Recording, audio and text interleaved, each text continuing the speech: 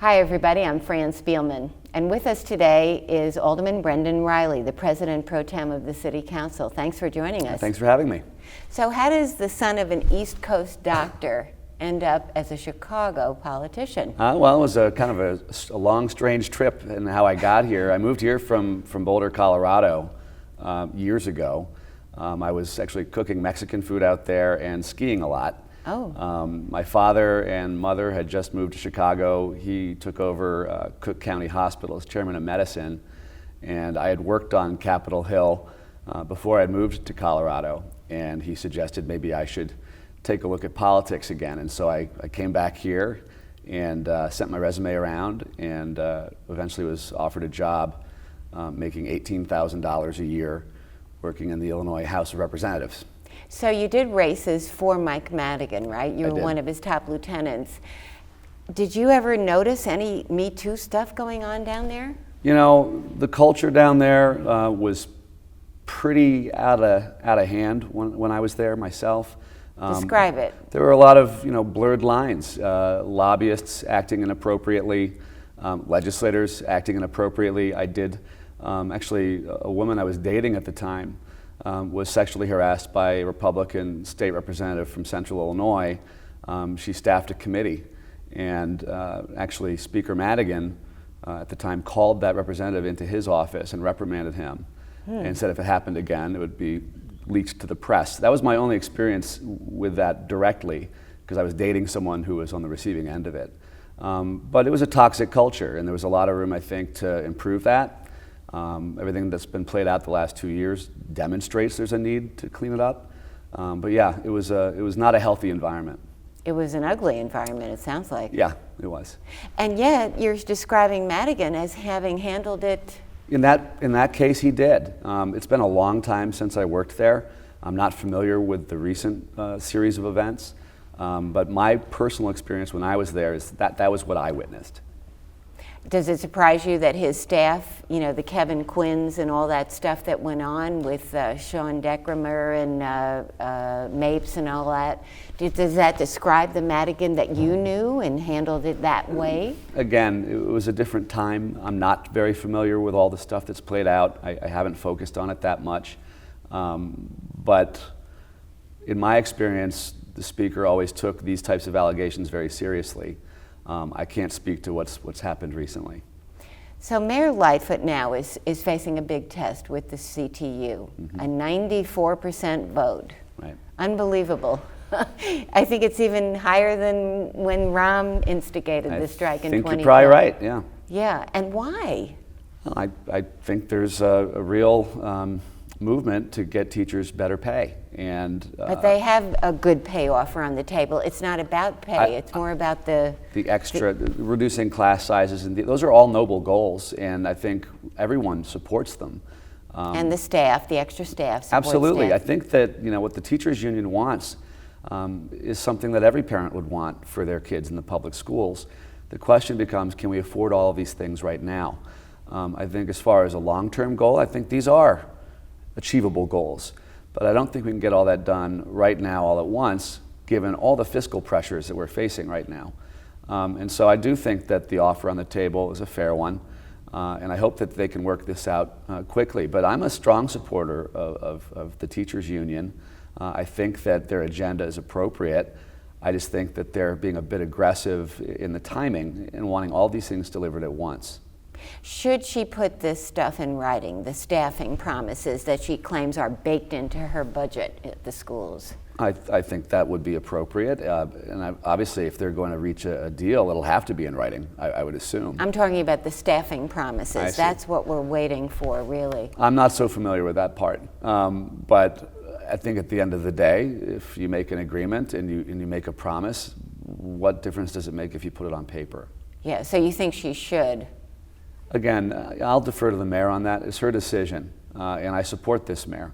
But if a promise is made, I think whether it's done verbally or in writing, it should be just as binding. So how damaging would a strike be to the city and to her personally, politically, nationally, everywhere? It would certainly be disruptive for the administration heading into a very difficult budget season. It's an additional, front to have to fight a war on. The teachers union is very well organized, and we saw how it played out with Mayor Emanuel. Obviously, I think the mayor wants to avoid this. She's hoping that cooler heads will prevail and that this will be approved. But I don't know how this is going to play out, and I don't know how it'll impact the mayor. And can a shrinking system afford another strike? Won't it send parents running for the hills? Well, I hope not. I hope not. And I hope we can avoid a strike. I hope they can reach a fair deal that works for the teachers and for the parents and the taxpayers. But I don't see this thing. I really think they're close. And if you can avoid a strike, let's do that. It's disruptive to families. It interrupts the education of our students. So let's just hope they can find a fair deal here. Do you find a major difference between how she's conducted herself in this and how he conducted himself, Rahm Emanuel did, especially with the fact that this teachers union was for Preckwinkle 150%? Sure. I wasn't real up close to how Rahm was managing things with the teachers union. Obviously, it didn't go very well. I believe Mayor Lightfoot is making a good faith effort to get this resolved and in a fair way for the teachers. She, I think, has been more communicative than Mayor Emanuel was. I think she's more personally and directly involved now than less bullying. Yes, less bullying. I enjoy my working relationship with Mayor Lightfoot. She is super smart and disciplined and pragmatic. And the one thing I really like about this mayor is that she reads things and she takes notes.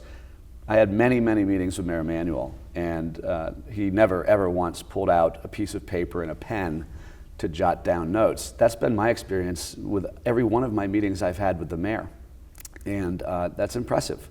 What does it say about her? I mean, she even does it when she's listening to the speakers at the city council. Yeah, it means she's paying attention and she's listening. That's important. And so I like her style, her leadership style. Obviously, she's new to politics, but she's got, I think, a perfect skill set for this job. I have confidence then that she can work out these problems that we have with the contract for the Chicago Teachers Union. Did she take notes when you told her that you want marijuana sales of recreational marijuana downtown? I don't think, and actually the mayor and I have not had a direct conversation about cannabis. I've been working through her staff. Look, you think she's going to bend on this? Because she said if we opened a 2-story liquor store on Michigan Avenue, people would be up in arms. Well, I actually agree with Mayor Lightfoot that there are certain retail quarters where we shouldn't encourage this. So I agree with the mayor that the Mile Pry isn't the best place for a dispensary. But where we disagree is that I do think there's a role for dispensary licenses in the central business district when the program starts. The mayor, I think, has very valid concerns about equity and making sure that minority-owned businesses can participate in this new economy.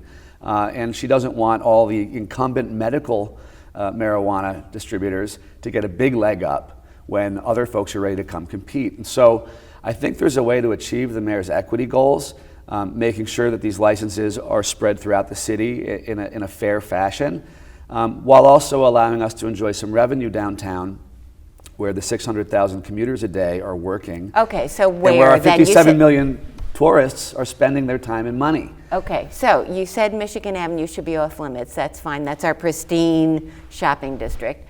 So where then? I think that these would blend in rather easily in the Loop. Where in the Loop, like State Street? I'm not going to pick locations, but my point is that the Loop is still heavily commercial. While the residential population is growing, it's really restricted to a handful of high-rises.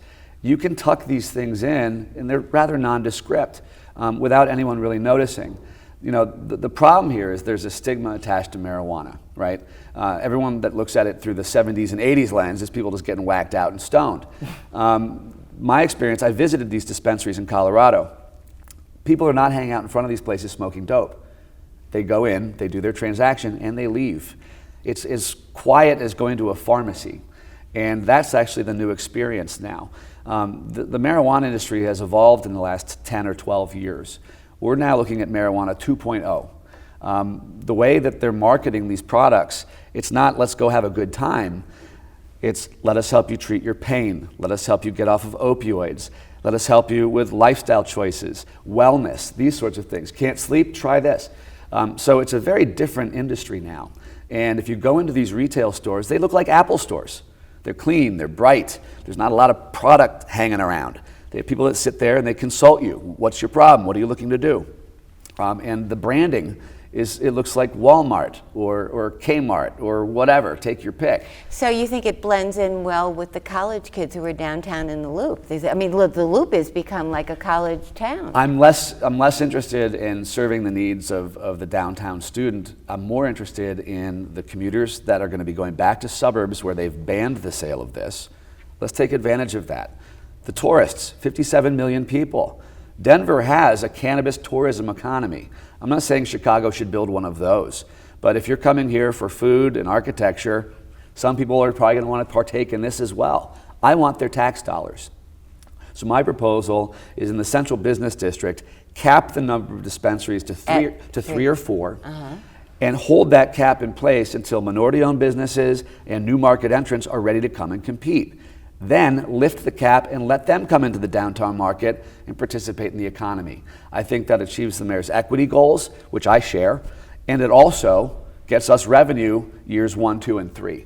So I'm hoping we can meet in the middle. My experience with the mayor, she's reasonable, and I think this is an area where we can make a compromise while still achieving her key objectives. She says there's not that much money in this for the city. Do you well, believe if you that? don't sell it in the central core, there's not. And I think she says it's $10 million no matter what you do. Well, I'm not sure where the mayor got her figures. You don't agree? We've extrapolated, and the number's much larger than that. What is your number? Well, closer to 25 million. Okay. And once this thing grows, we're talking about a substantial amount of money. You have to also remember there are spin-off businesses that crop up around these dispensaries. The consumption on-premise license, for example, where you can buy a membership in like a cigar bar, go and smoke your stuff and have a cup of coffee. Folks that do security. There's a lot of jobs built into this. And so I think it would be a mistake for us to restrict this by drawing a circle around downtown and sending people to Lincoln Park and to Fulton Market. Would you put one, for example, in Ogilvy in the Union Station? It sounds like that would be perfect. There's not a lot of residential density there. It would not impact quality of life, and it would certainly get to that commuter market that could be really lucrative for us. So that could be an appropriate location. Again, we have to work through all this with the mayor's office and negotiate hopefully a good zoning ordinance. And that, of course, will dictate what is and what is not appropriate. My hope, though, is that we can be a little bit less restrictive from the get-go. We've looked at best practices in other cities. The one thing that's been consistently true is that central business district is what fuels the cannabis engine. And so I think it would be a mistake for us to exclude that. Alderman Villegas inadvertently introduced an ordinance, a false start, flag, that has consumption, on-site consumption everywhere, just about. Where do you think we should limit on-site consumption? Again, I know that was a draft. That was a pretty sweeping proposal and very permissive. Yes, what do you Far think? more than my liking, for sure. Okay, so what's your liking about on-site? You should not be able to consume cannabis in a bar or restaurant. I just fundamentally disagree with that. In fact, I think you should be very limited in where you can smoke marijuana. Where? Your home, first and foremost. Sure. But there is, on the table now in the mayor's proposal, a consumption on-premise license. You'd need a special use and get that through the Zoning Board of Appeals. There are two visions. One is that it could be actually side by side to a dispensary, or its own standalone. Yeah. My preference would be standalone facilities. I don't like the idea of commingling a dispensary with consumption on premise in the same place. Because actually I want to attack the stigma attached to dispensaries where people are hanging out getting stoned. I'd much rather those truly be a retail experience and off you go. But my colleagues have different views on that. That's one of the items that will be negotiated over the next couple of weeks. So if you had your way, where and how many on-site consumption places would we have in Chicago? I haven't even really started to think about that, but I see a role for these. We've seen in other cities like Seattle and Denver that do have a tourism economy built around this. Their problem was tourists were coming to the city, and because of smoking bans, they'd buy the product and then they would be breaking the law when they were consuming it. So they also now are just catching up in establishing consumption on-premise licenses in their cities. So this is a way to get at that tourism money. Give these folks a safe place to go and do it, where they're not a public nuisance, and where they can be regulated and watched. So you're saying freestanding on-site consumption lounges or whatever, and how many in the city? That hasn't been nailed yet. What would you, in your wildest dreams? Arbitrary. I honestly couldn't give you a great number. A couple dozen. A couple dozen in the entire city. Yeah. I think that probably not proliferated. Serve the market. Yeah. Look, my interest in this is not for the lifestyle choice. I want the revenue, and the city desperately needs it. And the beauty of an ordinance is it's a living, breathing document. If we launch this program a certain way, like other cities, we'll learn as we go. But we do have the benefit of seeing how other big cities have managed this or mismanaged it.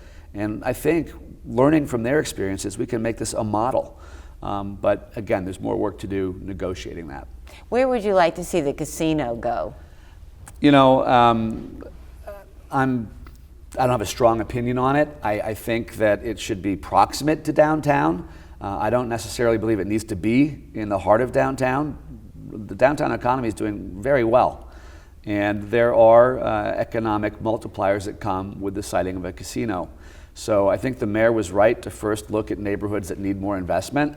I think that the casino study proved that none of those were viable sites. The tax structure, of course, needs to be addressed by Springfield. But to answer your question, I've floated a couple times already the idea of taking advantage of McCormick Place East. It would cost more than $100 million to demolish that building, but it would take about as much to refurbish it and repurpose it for a casino. I don't think the building should have been built on the lakefront in the first place. But as long as we're stuck with it. But there it is, and I think it's a strong argument for an adaptive reuse. Permanently. That should be the permanent side of the casino, not a temporary one. Again, it's a suggestion. I don't have really strong feelings on this. I'm not a huge fan of casino gambling personally. No, but if we're going to have it. If we're going to have a casino, I do think it needs to be near the tourists and the conventioneers, not necessarily on top of them. But that was just one site I threw out there creatively. There are other sites. That makes sense because it would cost less. It would be a lot cheaper. And it also would, I think, make the state of Illinois and the city of Chicago their landlord, in effect. And so there's also revenue to be gained there. But again, I have a totally open mind. At the end of the day, I'll defer to the mayor's judgment. But that was one idea I just wanted to throw out there. What about the issue of conventioneers being pulled off the floor because it's too close to That's legitimate. And I've heard that. What about McCormick Place East on that front? That would be one of the challenges. I don't know that casinos have hurt Las Vegas's convention economy. They're doing rather well, actually. But it is an argument that people do throw out there. Again, that would have to be considered. But Vegas is doing okay with casinos and conventions. And on the budget, the $838 million shortfall, what are your ideas, and can a property tax increase be avoided? I'm going to be waiting for the mayor to make her recommendations on revenue. My focus during the budget hearings will be entirely on efficiencies and cuts. We're not going to be able to cut our way out of that budget hole. The mayor, I know, is appealing to Springfield for some help with revenue options. She's unlikely to get any of it in the fall veto session. You know that. Like you, I'm skeptical. It's an election year. We're heading into primary season, and that could become a political football. But she's going to make the effort, and whatever, any ounce of relief we get from Springfield, she'll need to bake into next year's budget. But I'm going to wait to hear her ideas on revenue. I do believe, though, based on my 12 years of experience with these budgets, there is still a tremendous amount of low-hanging fruit in these departments. Where? Middle management. We have a bloated middle management bureaucracy in the city of Chicago, and we have for years. These are folks making six figures. And manager ratio in Chicago is wrong. When I was an executive at AT&T, we had a manager to employee ratio of 1 manager to 12 to 14 employees. In the city of Chicago, it's 1 to 6. You correct that, that's $120 million in savings. We have too many managers. We have managers at City Hall that manage 2 people, in some cases 1 person. That's wrong. So that's. Are you talking about police and fire that have so I'm much talking grass? across all departments, especially in infrastructure departments. But that will be something that we talk about during the budget. I'm pre-submitting a whole host of questions to each of these departments. Please come to these hearings prepared with this information, so we don't have to wait for you to get back to us through the chairman of the committee. We want to talk about these things in real time. That's something that's going to be different this year. What about the huge numbers of brass in both police and fire? Big salaries there. There are a lot of salaries there, and I know that's something that the administration is going to look at. You think that that should absolutely not be a sacrosanct thing where you just leave them alone? Look, we're facing a budget crisis. Everything needs to be looked at. And just because we've been doing things a certain way for a long time doesn't necessarily mean that's correct. And so I think with a brand new mayor, she's bringing a brand new set of eyes to really old problems. And I do think she's going to find a different way of doing things in some of these departments. We have to. These departments were designed 100 years ago, right? We need to modernize these things and actually look at them and their mission. What are we good at doing as a city? What are we not so good at doing? Let's be in the business of doing what we're good at really, really well and get out of the business of doing things we're not so good at. There's opportunity for that. And so that will be my role during the budget hearings, is to be exposing some of these opportunities to cut waste and save money. And then I'll react to the mayor's plan on revenue. Anything new on the Spire? It looked like things were going well and all of a sudden nothing. The Spire, actually, the developer reached out to the Department of Planning recently and asked them to stop reviewing their plans. They're going to make some adjustments to the plan for that site. So we probably won't be re-engaging with Related Midwest for probably another couple of months until they come back with a new set of plans. What are they fixing? I honestly couldn't tell you. All I know is that they have asked that their current proposal be shelved and that they'll get back to us with a new proposal in the next couple of months. Are you disappointed? No. Look, it's one of the most valuable sites in downtown Chicago. It will be developed and there'll be something spectacular there. I really don't care who happens to build that building when it is built, but that will be a world-class site. And the Trib Tower, what do you hear from Golub? We're still negotiating that project. We made a lot of progress. The sticking points that are holding that project up are almost entirely related to traffic circulation and loading. And so we've done a number of site visits with traffic engineers and CDOT engineers, seeing where we can stage things to take pressure off of the infrastructure around the building itself. And we've made a lot of progress. We've worked with CDOT to design a cut through the base of the building on Upper Illinois, so it internalizes all their curbside traffic under their building. So it's not out on the curb blocking flow. That was very important to neighbors. All the loading for that site will occur on Lower Illinois, in the kind of subterranean area below the Tribune, and that will help us a lot too. So we're close. I think we can get a deal done here in the next couple months, hopefully. Before we go, are you still in mourning for the Cubs? My dog named Theo. You're a big... It's been a process. I was sad, then I was angry, now I'm bitter. I mean, what a monumental collapse. I mean, I love the Cubs as a season ticket holder. It was absolutely heart-crushing. This September was awful. And we're in for a bloodbath, I'm sure. Yeah. Maybe we should be. Well, it's going to be a pretty bleak year for Chicago sports fans, I think, between the Bulls, the Hawks, and the Bears. All right, we'll have to console each other. Yes. Brendan Reilly, Thank thank you you for joining us, Thanks. and we'll see you all next week.